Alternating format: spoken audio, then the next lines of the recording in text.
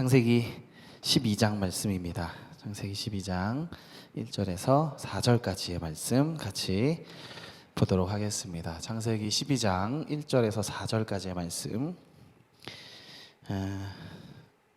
같이 한번 읽어볼까요? 짧으니까 한번 조금 수고스럽더라도 같이 한번 읽어보겠습니다. 시작. 여호와께서 아브라함에게 이르시되 너는 너의 본토 친척과 아버지의 집을 떠나 내가 네게 보여줄 땅으로 가라. 내가 너로 큰 민족을 이루고 내게 복을 주어 내 이름을 창대하게 하리니 너는 복이 될지라. 너를 축복하는 자에게는 내가 복을 내리고 너를 저주하는 자에게는 내가 저주하리니 땅의 모든 족속이 너로 말미암아 복을 얻을 것이라 하신지라. 이에 아브라함이 여호와의 말씀을 따라갔고 룻도 그와 함께 갔으며 아브라함이 하란을 떠날 때에 75세였더라. 아멘. 성경이 사실 뭐 다 중요하죠. 성경이 다 중요한데 특별히 오늘 본문은 정말 중요한 부분입니다. 이 어떤 분은 이렇게 표현하더라고요. 이 아브라함 언약이 있는 이 부분은 문의 경첩과 같대요. 그러니까 이렇게 문을 열고 닫을 때 연결되는 벽과 문을 연결하는. 그래서 성경 전체가 이 언약에 이렇게 달랑달랑 붙어 있는 느낌으로 이해를 하시는 분들도 있더라고요. 그만큼 중요합니다. 이 약속이 신구약 전체를 관통하는 약속이에요. 이 약속의 근거에서 예수님이 십자가에 죽으시고 부활하시거든요. 그러니까 구약의 하나님, 신약의 하나님이 따로 있는 것이 아니라 아브라함의 하나님이 예수님의 하나님이고 그 하나님이 우리의 하나님이시죠. 그렇죠? 그래서 오늘 창세기 12장하고 15장의 언약을 좀 같이 몇 가지 보게 될 것이고, 그리고 로마서 한 3장 정도를 아주 조금 보게 될 겁니다. 조금 어렵다 그렇게 느끼시면요 괜찮습니다. 저 여기 밖에 있을 테니까요 와서 얘기 좀 하시다 가시면 됩니다. 그래도 가능하면 최대한 이렇게 잘 했으면 좋겠어요. 다음부터는 설교 이렇게 어려운 주제 안 할 겁니다. 내가 힘들어서 못 하겠어요. 누가 이렇게 하자고 해가지고 제가 하자 그랬죠. 자, 요 앞에 한번 이야기를 되짚어 볼까요? 하나님께서 세상을 창조하시고는 좋았다. 하나님의 질서대로 혼돈을 물리치시고 질서를 세우신 다음에 좋았다 했지만 사람이 그 바로 망가뜨렸죠. 그래서 그걸 보시고 하나님이 두 가지 방법을 쓰셨어요. 하나는 노아의 홍수처럼 심판하신 거, 일시적인 거죠. 이제 죄악이 넘치지 못하도록 막아놓은 거예요. 한번 쭉 이렇게 뺀 거죠. 뺐다고 해야 되나요? 한번 넘치지 못하도록 심판을 한번 하신 거예요. 두 번째 방법은 바벨론처럼 흩어버리신 거예요.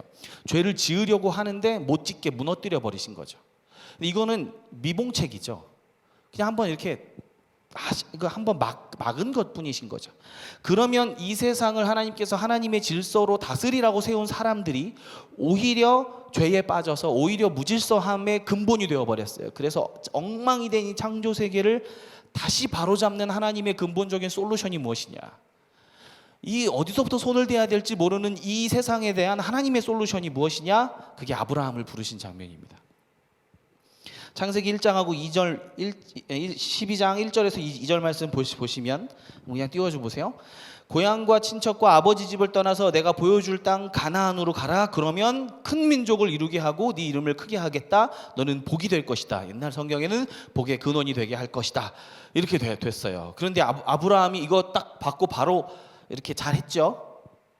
15장의 언약이 한 번 더 나오는데 그 상황은 이런 거예요. 우리가 읽었듯이 75세의 부르심을 받았어요. 75세에 아들 많이 주겠다고, 자손 많이 주겠다고 부르심 받았어요. 이게 75세였는데 몇 년이 지나도 자식 하나가 없는 거예요. 자기한테. 조급할까요? 안 할까요? 조급하죠. 그냥 이게 뭐 기적적으로 열심히 해도 될까 말까인데, 그죠? 하나가 없는 거예요. 그래서 주님께 가서 이렇게 얘기를 하는 거예요. 자기 종 하나를, 엘리에셀이라는 종을 하나 딱 세우고는, 제가 보니까 하나님 좀 고민이 많으신 것 같은데요. 하나님 걱정하지 마시고요. 제가 이 종을 내 양자로 삼는데 하나님이 주셨다 이렇게 이제 간증하고 돌아다닐 테니까 하나님 요에 우리 아들 우리 양자로 삼는 요 종에게 하나님 복을 주십시오. 이렇게 또 그런 거예요. 그럼 하나님이 좋아하실까요? 아이고 아브라함아, 야 그래, 야 내가 좀, 야 지금 심각했다, 고민이 좀 심했다, 내가 너 급해가지고 너 민증을 확인을 못했네, 생각보다 네가 동안이더라, 불러놨더니 75세네, 어떻게 하면 좋니 너. 그냥 내가 너 때문에 고민을 진짜 많이 했는데, 야 너 이제라도 네가 나를 이해해주고 이렇게 조금 도와준다 그러니까 내가 좀 살 길이 열린다, 고맙다 이러면서 받으셨겠어요? 전혀 그럴 리가 없으시죠. 주님께서 아니다, 네 몸에서 날 너의 친아들로서 너의 자손을 세울 것이다, 이제 이렇게 얘기를 하신 거예요. 15장 5절에서 6절 말씀 있는데 요거 한번 같이 읽어보겠습니다. 15장 5절에서 6절 말씀 시작. 그를 이끌고 밖으로 나가 이르시되 하늘을 우러러 뭇별을 셀 수 있나 보라. 또 그에게 이르시되 내 자손이 이와 같으리라. 아브라함이 여호와를 믿으니 여호와께서 이를 그의 의로 여기시고. 아멘. 그래서 하나님께서 이 답답한 얘기를 하는 아브라함을 불러다가 밖으로 이제 데리고 나가요. 하늘을 보게 하면서 하늘을 좀 봐라. 네, 이 별들을 네가 다 셀 수 있느냐? 어떻게 셀 수 있습니까? 없습니다. 네 자손이 이와 같으리라. 아멘 할렐루야. 믿었더니 의로 여기셨더라. 이 내용이에요. 이 내용인데 그 다음에 뭐가 나오냐면 옛날에 우리 김승태 전사님 하신 이야기였는데, 언약을 하나님께서 맺으시는데 아브라함아 이제 나랑 약속 좀 하자. 그리고는 그때 당시 약속을 어떻게 했느냐면 소를 반으로 갈라요. 이렇게 반으로 갈라요. 양쪽에다 이렇게 시체를 놓는 거예요. 소랑 염소랑 양이랑 이렇게 반씩 갈라서 쫙 길을 만들어 놓는 거예요. 그리고는 아브라함 보고 기다리라 그랬어요. 그래서 아브라함이 기다리고 있는데, 원래 언약을 어떻게 하느냐면 둘이서 손 붙잡고 여길 지나가는 거예요. 우리가 이제 약속합니다 하고 여길 지나가요. 무슨 얘기냐면 약속 어기면 우리 이렇게 되는 겁니다, 이런 뜻이에요. 그렇게 지나가는 건데, 이거를 이게 아브라함이 여기서 하나님을 기다리고 있는데 하나님께서 홀로 여기를 지나가세요. 쫙 지나가시면서 약속을 하시는 거죠. 그게 아브라함 언약이에요. 네가 너에게 땅을 주고 너에게 많은 자손을 주게 될 것이고 그로부터 이 온 세상이 복을 받을 것이라는 약속을 하게 됩니다. 이게 아브라함의 언약이에요. 너로부터 시작해서 이 땅에 살게 될 너의 많은 자손들을 통해서 모든 민족이 복을 받을 것이다. 그리고 그 약속을 홀로 지나가셨다는 것은, 이 약속은 내가 주도해서 내가 이루겠다, 그런 의미가 들어있는 거죠. 예, 그렇습니다. 조금 어려워요? 잠이 와요? 조금만 자, 괜찮습니다. 자, 이거 보시면요, 무지개 언약에서 조금 더 구체화된 거예요. 무지개 언약은 이 세상의 혼란을 잠재우고 내가 너희의 안식을 위하여 일하겠다라는 하나님의 선언이었는데, 거기에 한 문장이 더 붙은 거예요. 너와 너의 자손을 통하여 모든 민족에게 이 복이 미치게 하겠다. 이렇게 하나님께서 어떻게 이 약속을 이룰 것이라는 방법을 제시한 건데, 그 방법이 뭐냐면 너와 너의 자손을 통하여, 이건 거예요. 이게 아브라함 언약에서 딱 주어지는 말씀인 거예요. 세상을 바로잡는 그 일을 너와 너의 자손을 통해서 이루도록 하겠다라는 거죠. 그래서 이제 구체적으로 뒤에 나가면, 시내산에 가면 이제 모세하고 이스라엘 백성들하고 이제 하나님께서 약속하시면서 율법도 주시고 막 너희를 열방의 제사장 나라로 세우겠다 막 이렇게 약속하세요. 하나님의 방법은 한 사람 아브라함을 부르시는 거예요. 창세기 3장에서, 창세기 1장 2장에서 세상을 만드셨는데 3장부터 무너진 세상이 11장까지 완전히 답이 없게 무너져 버렸어요. 무슨 물로 심판을 해도 안 되고 흩어버려도 안 되고 무슨 짓을 해도 이 죄악이 관영한 세상을 막을 수가 없는 세상에서 12장 넘어와서 하나님이 하신 솔루션이 무엇이냐면 아브라함 한 사람을 세우신 거예요. 이게 제가 묵상하다가 너무너무 부담이 됐었는데, 처음에 전도사 할 때였는데 이제 청년부를 혼자 맡고 있었잖아요. 기도를 하는데 하나님께서 저를 막 책망하는 거예요. 청년들이 기도하기 힘들어하고 하나님 말씀으로 살기 힘들어하는 이유가 뭐냐? 하나님 왜 그렇습니까? 하나님 왜 그렇습니까? 너 때문이다. 네가 전도사라 그런 거 아니냐? 너 솔직하게 얘기해봐라. 너 기도의 사람이냐? 아니요. 그런데 청년들이 기도의 사람이 되겠니? 이렇게 얘기를 하는 거예요. 주님이 자꾸 나한테 상처를 많이 줘요. 이렇게 마상을 많이 줘요. 그러면서 거기까지 하시면 되잖아요. 하나 더 하신 거예요. 마음속에. 너 성령 충만하냐? 아니요. 그러니까 청년들이 성령 충만할 수 있겠냐?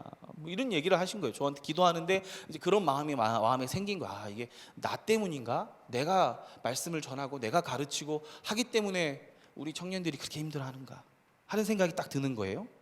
그래서 아무 말도 못하고 그 자리에서 내가 눈물만 펑펑 쏟고 울었던 기억이 나요. 그리고는 결단했어요. 주님, 제가 성령 충만하게 살겠습니다. 주님, 제가 기도로 사는 사람 되겠습니다. 막 결단을 빡 했는데 너무 막 행복하고 기쁨이 막 몰려왔으면 좋았겠죠? 그랬으면 좋았는데 결단을 딱 했는데 문제는 이게 등골이 선을 한 거예요. 말은 그렇게 당장 해놨는데 우리가 은혜 받고 분위기 이렇게 딱 올 때, 분위기 탈 때는 뭐 뭘 못합니까? 세상에, 그죠? 뭘 못해요. 말씀 뭐 창세기 뭐 쫙쫙 읽어 내려가고 얼마나 잘해요. 안 그래요? 할 수 있잖아요. 문제는 그러다가 내가 죄를 짓거나 내가 하나님으로부터 멀어지면 무너질 수도 있다는 사실을 경험적으로 내가 알고 있는 거예요. 나 그러다가 나 무너지면 어떡하지? 근데 이때는 느낌이 달랐어요. 왜냐하면 나 혼자 무너지는 것이 아니라 이렇게 우리 공동체가 다 같이 무너지는 책임이 나한테 있는 건 아닌가라는 생각이 들어버린 거예요. 그런 경험들을 저는 많이 해봤기 때문에 결단했다 무너지고, 결단했다 무너지고, 제가 그 한 사람이 되겠습니다 무너지고, 한 사람 되겠습니다 무너지고.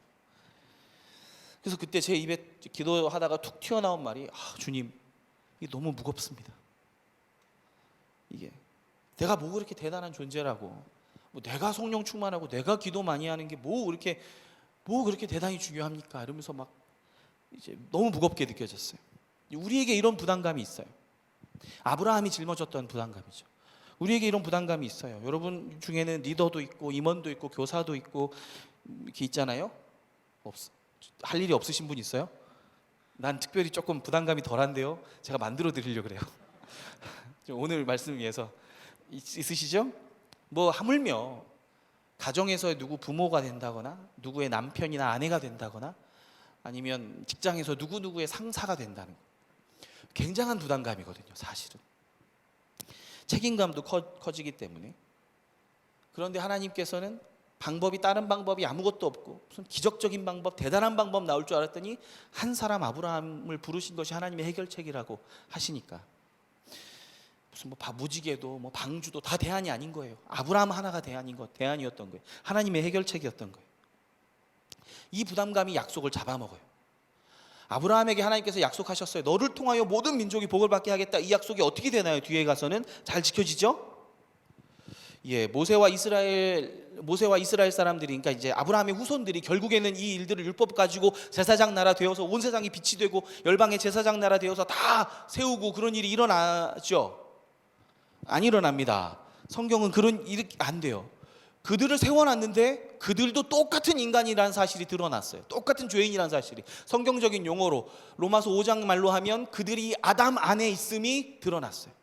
그들도 결국엔 아담과 똑같은 사람, 선악과의 죄악에서 자유로울 수 없는 사람. 선악과의 죄악이라는 건 하나님으로부터 떨어져서 살겠다고 하는 그런 마음인데, 하나님으로부터 떨어져서 살긴 살아야 되고 당장 율법은 받았고 하나님의 뜻은 받았고 여기서부터 끔찍한 혼종이 시작하는 거예요. 하나님 없이, 하나님을 떠나서 하나님의 뜻대로 살아가는 율법주의가 생기게 되는 거예요. 그래서 창세기가 로마서랑 같이 가요.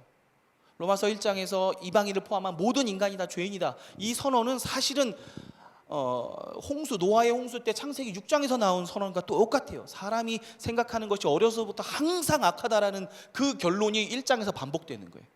로마서 2장에서 유대인들이 죄악음을 드러나듯이 바벨탑 이후에는 노아의 후손, 온 인류의 희망이었던 노아의 후손도 결국엔 똑같더라라는 결론이 또 나타나는 거예요. 아브라함 원에게 진짜 문제는 아브라함의 자손 이스라엘 통해서 전 세계를 구출하려는 이 하나님의 계획이 틀어져 보인다는 것에 있어요. 너와 너의 자손을 통해서 모든 민족에게 내가 복을 주겠다, 온 세상에 흐트러진 질서를, 혼돈된 질서를 바로잡겠다라고 말씀하셨는데 그 사람들이 지금 혼란시키고 있는 거예요. 하나님의 계획은 어떻게 될 것인가? 틀어져 버린 거죠. 이스라엘도 실패했지만 우리도 똑같이 실패를 경험하잖아요. 요즘 저의 고민은요, 옛날에 처음 전도사 할 때 그 무거운 부담감이 사실 약간 홀가분해졌어요. 할렐루야. 좋은 건 아니고요, 홀가분해졌어요. 문제는 뭐냐면 이게 내가 요즘에는 믿음으로 산 것을 넘어서 너무 내가 세속적인 건 아닌가 이런 생각을 했어요. 언제 했냐면 제가 요즘에 1:1 제자 양육 하는데 1:1 하면서 이제 제가 멋있게 이렇게 가르친 거죠.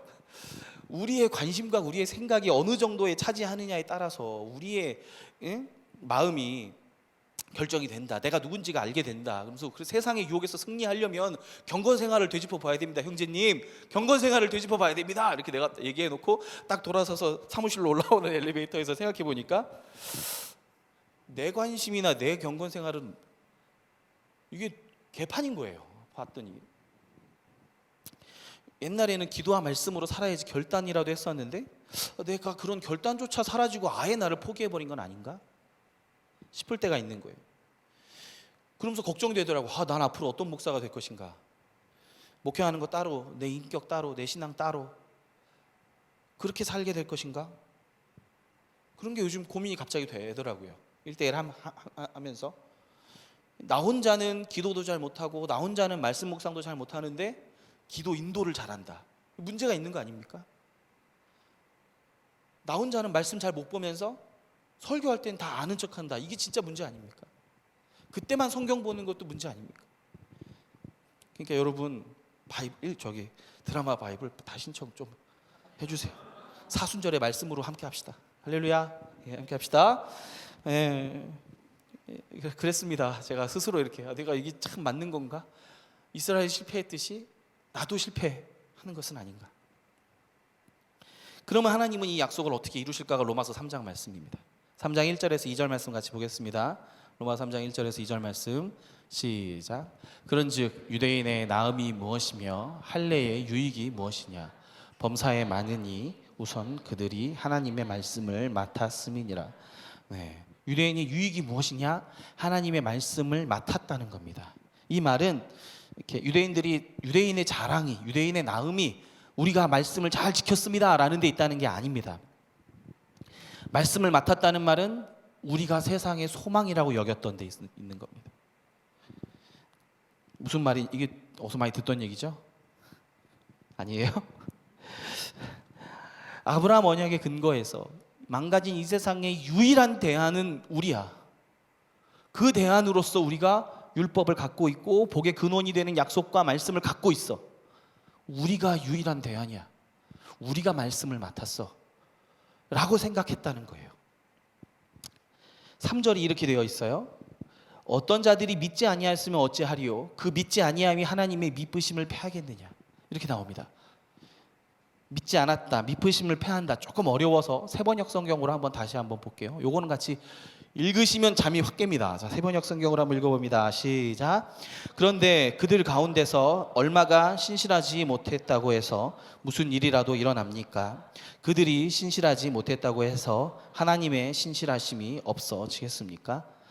아까 앞에는 그들이 믿지 않았습니다라고 했지만 여기서 이제 신실하다라고 했는데 이게 사실은 같은 말이에요. 믿음과 신실함은 같은 말이에요. 이게 원어로는요, 이렇게 한번 알아두면 그냥 지나가면서 한번 쓱 들어보면 좋습니다. 원어로는 피스티스라고 하는 헬라어예요. 되게 중요한 헬라어입니다. 피스티스라고 하는 헬라어인데 이 단어가 믿음이기도 하고 신실함이기도 해요. 그래서 방금 우리가 여기서 로마서 3장 3절에선 피스티스가 3번이나 쓰여요. 그들 중에 얼마가 피스티스 하지 않았다고 해서 무슨 일이 일어납니까? 그들이 피스티스 하지 않았다고 해서 하나님의 피스티스가 무너지겠습니까? 이렇게 피스티스 이게 3번 나옵니다. 말이 어렵습니다. 믿는다는 건요, 약속을 확신한다는 뜻이고요, 신실하다는 말은 약속을 잘 지킨다는 뜻이에요. 하나님이 미쁘시단 말은 하나님은 신실하시니, 하나님은 약속을 잘 지키시니, 이런 뜻입니다. 성령의 9가지 열매가 쭉 있는데 제가 스포를 하자면 우리 9가지 열매 하고 있는데 9가지 열매 중에 충성이라는 게 있어요. 그죠? 충성이 헬라어로 피스티스예요. 그러니까 믿는다와 충성은 같은 뜻이라는 거예요. 그래요. 고맙습니다. 다 이해되신 것 같아요. 그러니까 이스라엘이 이 하나님의 약속에 신실하지 않아서 그들이 약속을 지키지 않는다고 해서 하나님도 약속을 지키지 않겠습니까? 라는 말이에요. 이스라엘이 열방의 복이 되리라는 아브라함 언약에 충실하게 세상의 빛이 되지 못했다고 해서, 이 이스라엘이 신실하지 못했다고 해서 아브라함의 후손을 통해서 세상을 구원하겠다는 하나님과 아브라함이 하신 그 약속을 하나님이 뒤집어 버리시겠습니까? 라는 말입니다. 더 어려워졌어요? 이제 너랑 나랑 상황이 달라지지 않았니? 네가 약속을 깨고 나갔으니까 나도 이제 너 끝이다. 빠이빠이 안녕. 우리 다시 보지 말자. 이렇게 주님이 하시겠냐는 거예요. 하나님의 신실하심이 무너지겠느냐는 거예요. 아브라함아, 너를 통하여 온 세계를 구원하겠다라고 약속하신 하나님의 입에서 나온 이 약속이 이스라엘 백성이 아브라함 자손이 신실하지 않았다고 해서 하나님이 그 약속 그러면 야, 없는 걸로 해, 다시 하자, 이렇게 하시겠느냐는 거예요. 4절이 뭐라고 시작하느냐면 그럴 수 없느니라, 하나님은 신실하시다라고 선언합니다. 하나님은 아브라함과 약속을 지키십니다. 그러니까 여러분, 구약으로 처음에는 율법을 잘 지키면 구원하겠다고 약속을 주셨는데 이 약속에 도저히 아무도 들어오는 사람이 없어서 아우 실패했다, 야 다시 하자, 믿음으로 얻는 구원을 다시 약속을 하자, 이렇게 새 언약을 약속하신 게 아니고요, 그 언약 그대로 이어서 하나님은 자신의 말을 그대로 지키시고 신실하게 하셨다는 겁니다. 처음부터 끝까지 하나님은 언약에 신실한 하나님이세요. 어떻게 지키시냐면 로마서 5장 19절 말씀에 이렇게 나옵니다.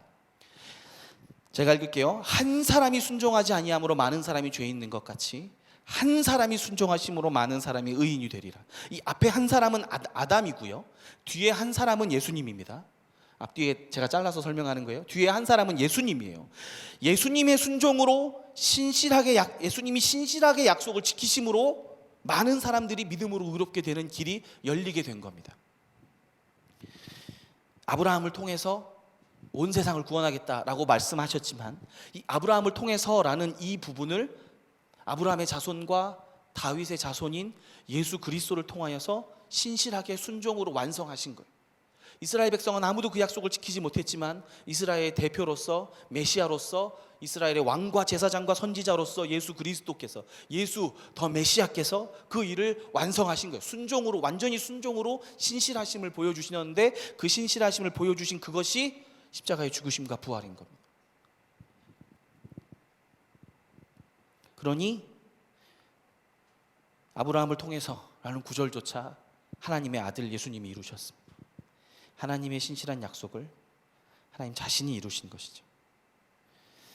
하나님은 처음부터 이렇게 하실 마음으로 아브라함아 우리 약속하자라고 하시고는 그 언약의 길을 홀로 지나가신 거예요. 그 언약의 소와 양의 시체 사이를 홀로 지나가시면서 나는 이 약속을 반드시 내가 스스로 지킬 거라고 하신 겁니다. 아브라함에게 희망이 없음을 3장부터 11장까지 창세기 지금까지 우리가 보아온 것처럼 하나님 모르셨겠습니까? 하나님 다 아셨거든요. 다 아셨으면서도 불구하고 너랑 약속하자, 네가 희망이다, 내가 너를 통해 이루겠다 라고 하시고는 진짜로 아브라함을 통해서 하나님 자신이 자신의 약속을 이루어주신 거예요. 그러니 로마서 4장 2절 말씀에는 이렇게 되어 있습니다. 아브라함이 자랑할 것이 하나님 앞에서는 없다는 거예요. 자랑할 게 없어요. 아브라함이 한 것은 불가능한 것을 믿은 것이거든요. 75세의 할아버지가 아이를 낳는 것을 믿는 게 쉬울까요? 아니면 부족한 우리 가족을 통해서 온 세상이 구원될 것을 믿는 게 쉬울까요? 둘 다 어렵습니다. 둘 다 불가능입니다. 그 불가능을 믿은 거예요. 그래서 아브라함의 믿음을 사도 바울이 한마디로 정의한 게 로마서 4장 17절 말씀. 거의 끝났습니다. 4장 17절 말씀. 눈에 초점이 흐려졌어 지금. 나를 보는 게 아닌데 나를 보는 것처럼 이렇게 고개를 들고 있네. 이렇게. 자, 조금만 집중해 주세요. 로마서 4장 17절 말씀 같이 한번 읽어보겠습니다. 시작. 기록된 바 내가 너를 많은 민족의 조상으로 세웠다 하심과 같으니, 여기서부터입니다. 그가 믿은 바 하나님은 죽은 자를 살리시며 없는 것을 있는 것으로 부르시는 이시니라. 아멘. 아브라함이 믿은 하나님은 누구신가? 사도 바울의 자신의 묵상인 거죠. 아브라함이 믿은 하나님은 죽은 자를 살리신 부활의 하나님, 없는 것을 있는 것으로 부르시는 창조의 하나님, 그분이 하나님이신 거예요. 죽은 것 같은 나의 몸을 통해서도 자손을 주시는 하나님, 그 하나님이셨던 거예요. 우리는 이런 하나님 믿고 있습니까? 나를 통해서 우리 주님이 놀라운 일들을 약속해 주셨다고 하면, 아니면 나에게 그 약속들을 부탁하셨다고 하면 결국 그 약속을 우리 주님이 이루실 것을 우리가 믿고 있느냐는 거예요. 간단하게는 올해 우리 여러분 디시전 아닙니까? 여러분 다 결단한 거 있잖아요. 새해엔 창세기지로 시작했잖아요. 결단한 것들 있잖아요. 성경 읽는 거, 기도하는 거, 뭐 사역하는 거, 여러 가지 우리가 결단하는 거, 직장에서, 가정에서 이렇게 저렇게 해봐야지 결단했던 거 잘 되고 있으세요? 그것들을 하나님께서 결국에는 이루실 것이라고, 하나님이 주신 마음이고 하나님의 약속이면 반드시 이루실 것이라고 여러분은 믿고 있습니까? 예. 우리 주님이 하실 것을 믿는다는 말은 자 이제 주님이 하실 거니까 우리는 조금 쉽시다 그런 얘기 아니라고 지난주부터 계속 얘기했어요. 그거 아니에요. 오히려 자유롭게 더 과감하게 시도할 수 있는 거예요. 성령께서 책임져 주시고 연결시켜 주시고 완성하실 것이니까 과감하게 주님께서 주시는 순종에 대한 마음대로 그냥 풀어나가자는 거예요. 우리 자유롭게 살자는 거예요. 자유롭게 순종하고 자유롭게 하나님 앞에 헌신하자는 거예요. 요즘 제가 아까 고민이 믿음으로 사는 것이 아니고 진짜 되게 세속적으로 사는 건 아닌가, 내 고민들이 머릿속에 그렇게 꽉 차 있는 건 아닌가 이렇게 고민된다고 얘기했어요. 제가 그렇게 걱정하고 있었는데 한편으로 이 말씀 묵상하면서 참 다행인 것은 이런 위기와 고민이 나한테 있다는 게 참 다행인 거예요. 무슨 말이냐면 하나님과 나와의 관계인데 위기는 항상 내 쪽에서 시작하는 거지 하나님한테는 위기가 없다는 게 참 다행인 거예요. 나는 주님과의 사랑이 식어버리고 관계가 잘 안 되고 힘들고 그냥 혼자 있는 것 같고 하나님하고 그냥 이렇게 귀찮고 뭐 거의 놓았다고 해봅시다. 자, 하나님도 그러실까요? 여러분하고 하나님과의 사랑의 관계에서 하나님이 야, 나는 너에 대한 사랑이 식었다. 야, 나 너 진짜 솔직하게 말하면 너랑 관계하는 게 조금 귀찮아. 미안한데 관심이 별로 없네. 기도 좀 조금만 하면 안 될까? 우리 주님이 이렇게 만약에 생각하신다면 우리 어떻겠어요? 예.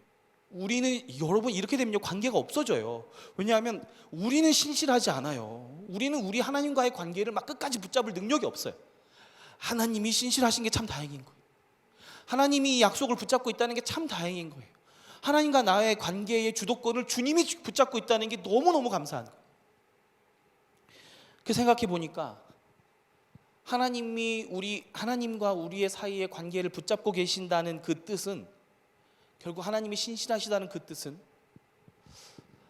하나님이 겸손하시구나 라고 생각이 되었어요. 저는 우리가 믿는 하나님이 겸손하셔서 참 다행이에요. 왜 하나님이 겸손하시느냐면 여러분 우리가 늘 예배하고 우리가 늘 찬양하고 우리가 늘 고백하듯이 주님은 최고의 것을 받으실 가치가 있는 분이세요. 그죠? 우리의 가장 최우선의 가장 아름답고 가장 영광스러운 것이 우리 주님 앞에 올려둬야 될 것이 마땅하죠. 그런데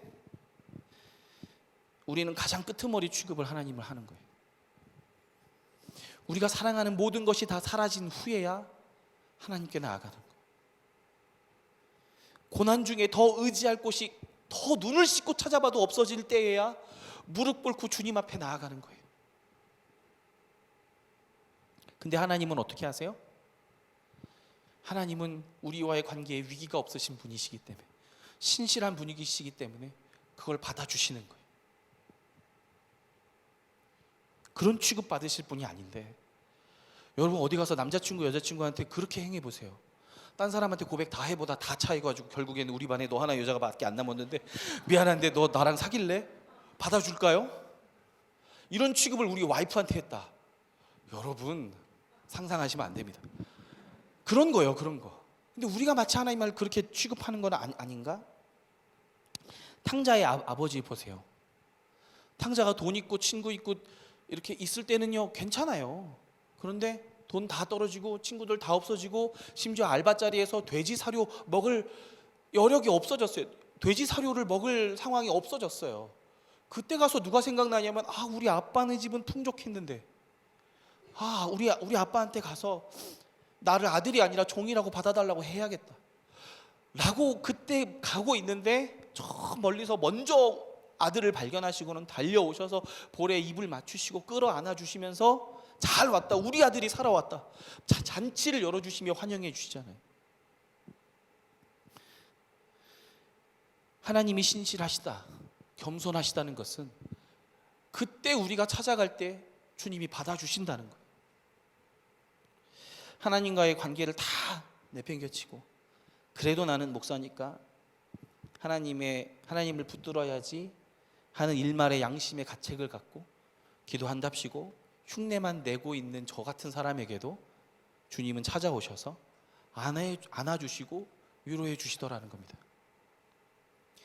나를 찾아와 줘서 고맙다며. 신실하신 하나님은 이스라엘의 수많은 실패와 좌절 속에서 굳이 이스라엘을 통해서, 아브라함의 자손을 통해서 약속을 이루시겠다는 것을 예수님을 통해서 끝끝내 하나님 당신의 말씀을 이루시는 분이 우리 하나님이십니다. 그래 놓고는 아브라함아 너와 너의 자손들이 내 약속을 지켜주었구나, 네가 참 신실하구나, 의롭구나 라고 말씀하신다는 것. 여러분, 하나님의 솔루션은 하나님 자신입니다. 하나님의 솔루션은 하나님 당신이십니다. 아이들이 울 때 그런 충고를 받더라고요. 아이들이 울면 엄마 아빠가 좀 애한테 빨리 가서 어떻게든 반응을 하래요. 왜 우는지 몰라도 안아주고 달래주랍니다. 그래야 되는데 그래야 아기는 내가 울면은 누군가 달려와 주는구나, 내가 사랑받는구나 라고 하는 편안함을 느낀답니다. 그래서 그 아이는 나중에 커서도 이 세상은 참 살만한 곳이야 라는 인식을 갖고 세상을 살아가게 된대요. 이 안정감이 생기는 거죠. 반대로 아이가 아무리 울어도 반응해 주지 않는다면 아이는 나는 사랑받지 못해, 이 세상은 아무도 믿을 수 없어 라고 인식하게 된답니다. 무슨 얘기냐면 어릴 때 겪었던 경험들이 삶의 믿음을 만들어가는 거예요. 지금 우리가 경험하는 하나님이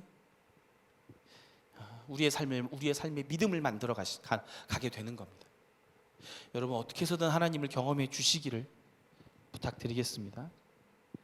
우리 주님은 우리와의 사랑의 관계를 가질 수만 있다고 하면, 처음 언약을 지키시기 위해서라면 십자가도 죽음도 불사하시고 뛰어드시는 분이 우리 주님이세요. 반대로 우리의 마지못해 하나님 앞에 나아가는 화해의 제스처마저도 받아주시며 안아주시는 분이 우리 주님이신 겁니다. 마가복음 4장하고 5장에 이렇게 보면요, 예수님이 단기 선교를 가요. 이렇게 거라사라고 하는 이방인 지역에 배를 타고 우리 저기 건너가자라고 하고 배를 타고 가는데 배 여러 대가 간다고 써 있어요. 그래서 여러 대의 배를 타고 수십 명이 단기 선교를 가는 거예요. 근데 단기 선교가 쫄딱 망해요. 첫 번째는 풍랑을 만나요. 막 엄청 심한 풍랑을 만나서 다 뒤집어지게 생겼는데 예수님은 주무시고 있고, 그래서 예수님 우리가 죽게 되었습니다. 그때 예수님이 일어나서 잠잠하라, 이제 그러고 들어가시죠. 그렇게 어쨌든 도착을 했어요. 막 풍랑을 뚫고 거라사 지방을 막 이렇게 해서 들어간 거예요. 문제는 거라사 지방에서 한 일이 별로 없어요. 하신 일이 뭐냐면, 원래는 이제 그 정도 규모의 선교단을 끌고 갔으면 전도 집회 열고 신유 집회 열고 막 너 와라 막 와 해가지고 예수가 왔습니다 여러분 막 이렇게 해야 되는데, 딱 한 사람 고치십니다. 그 귀신 들린 사람, 군대 귀신 들린 사람, 이 사람 한 사람 딱 고치세요. 이 사람이 막 날뛰고 있는데 그 귀신들을 돼지떼로 보내달라 그래서 들어가라 쫙 해서 돼지가 싹 죽어요. 그랬더니 더 사용 못하고 동네 사람들이 돼지가 너무 아까우니까 선교팀은 좀 나가주셨으면 좋겠어요. 그래가지고 다시 배를 타고 선교팀 나가요. 나가는데 그 사람, 그 고침받은 그 사람이 예수님 바지가랑이를 붙들고 이렇게 말합니다. 예수님, 저 좀 데려가 주세요. 예수님, 저 좀 데려가 주세요. 그때 예수님이 이렇게 얘기를 하세요. 마가복음 5장 18절에서 20절 말씀인데 읽지는 않고 그냥 이렇게 볼게요. 함께 있기를 간구했는데 주님이 허락하지 않으시고는 집으로 돌아가 주께서 내게 어떻게 큰 일을 행하사 너를 불쌍히 여기신 것을 가족에게 알리라, 이렇게 말합니다. 그리고는 그 사람이 예수님께서 자기에게 어떻게 큰 일을 행하셨는지를 전파하게 됩니다. 모든 사람이 놀랍게 여깁니다. 주님은 이 군대 귀신 들린 이 한 사람, 이제 막 예수님 때문에 고침받은 이 사람에게 그 지방의 영혼들을 이 한 사람한테 맡기고는 그냥 가시는 거예요. 그 사람에게 믿음을 주시고 역사하신 성령님께서 짧게나마 나 같은 사람에게 찾아오신 예수님의 은혜를 전하도록, 간증하도록 이끌어 주셨겠죠. 여러분, 하나님의 솔루션은 하나님 자신입니다. 물론 저 사람처럼 우리 한 사람 한 사람이 하나님의 솔루션이기도 하지만, 하나님이 죄악된 세상을 바로잡는 진정한 솔루션은 우리 안에 계신 성령 하나님을 믿고 의지하며 순종하며 나아가는 우리 한 사람 한 사람. 그래서 하나님은 자신을 아낌없이 우리에게 부어주시고 그 일을 함께 전하시고 우리를 부르십니다. 그래서 하나님은 신실하시고 겸손하셔서 우리의 작은 결단, 마지못해서 그래 내가 드라마 바이블 읽어주마, 마지못해서 하는 그 작은 결단도 우리 주님이 받아주시고 완성하도록, 그 일을 통하여 놀라운 일들을 이루시도록 이끄시는 분이 우리 주님이십니다. 온 세상을 바로잡으시는 하나님의 계획은 이제 우리의 몫인 거죠. 아까 이 얘기하고 이제 마칠 건데요, 아까 하나님께서 너 때문에 성령 충만하지 않는다고, 니네 공동체가 너 때문이라고 막 부담감을 주실 때 제가 막 무겁습니다 막 이랬잖아요. 기도하는데 이런 마음을 주셨어요. 기도하고 막 한참 울고 나니까 이제 아들아, 너가 내 사랑을 알았더라면 성령 충만한 삶, 기도로 사는 삶을 결코 무겁다고 하지 않았을 텐데, 너에게 100%의 헌신과 충성을 요구하는 내가 너를 얼마나 사랑하고 아끼는지를, 내가 너를 위해 준비한 것이 얼마나 귀한 것인지를 네가 살짝만 맛보아 알았더라면 결코 무겁다거나 부담된다고 하지 않았을 것이다. 우리 주님의 겸손한 사랑을 할 때 우리는 신실하게 주님의 약속을 지킬 수 있습니다. 우리를 통해서 신실하신 하나님께서 당신의 신실하심을 보여주시는 거죠. 열매 맺게 하시는 거죠. 여러분, 우리에게 맡겨진 짐이 무거우신 분들도 계시고 우리에게 맡겨진 짐들이 부담스러운 분들도 계실 텐데, 우리를 향한 하나님의 끝없고 신실하신 사랑이 연약한 우리들을 이끌고 나가실 것입니다. 하나님 앞에 우리를 맡기고 나아가시기를 축복합니다. 기도하겠습니다. 주님, 우리는 당신이 맡겨주실 사명을 내 힘으로 감당할 능력이 없습니다. 주님의 사랑을 맛보아 알게 하여 주옵소서. 연약한 나를 일으키시고 사명을 감당할, 언약을 감당할 능력을 주시는 주님을 알게 하여 주옵소서. 우리를 사랑하시는 예수님의 이름으로 기도드립니다.